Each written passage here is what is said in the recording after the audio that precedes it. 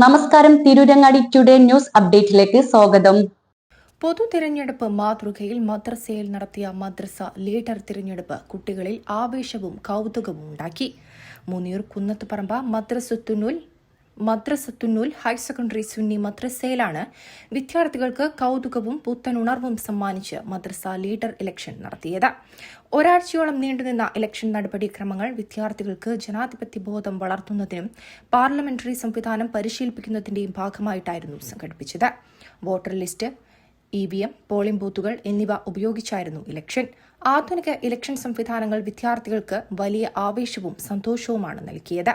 99% polling നടന്ന ഇലക്ഷനിൽ 75% vote നേടി 17 വോട്ടിന്റെ ഭൂരിപക്ഷത്തിൽ മുഹമ്മദ് ഷിഹാം മദ്രസയിൽ ഒന്നാം ലീഡർ സ്ഥാനത്തേക്കും 29 വോട്ട് നേടി മുഹമ്മദ് ഷിയാസ് രണ്ടാം ലീഡർ സ്ഥാനത്തേക്കും തിരഞ്ഞെടുക്കപ്പെട്ടു.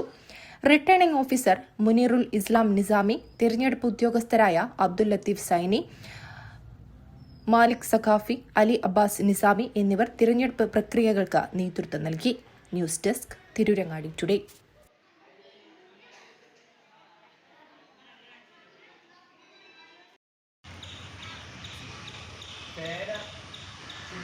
മുഹമ്മദ് ഷിഹാം 46 വോട്ട് നേടി ഒന്നാം സ്ഥാനം നേടി.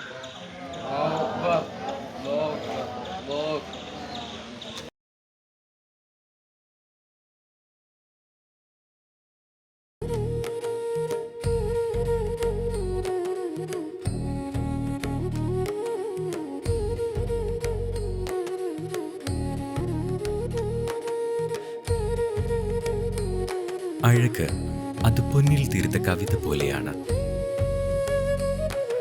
മാറുന്ന കാലത്തും മങ്ങാത്ത ഭംഗി.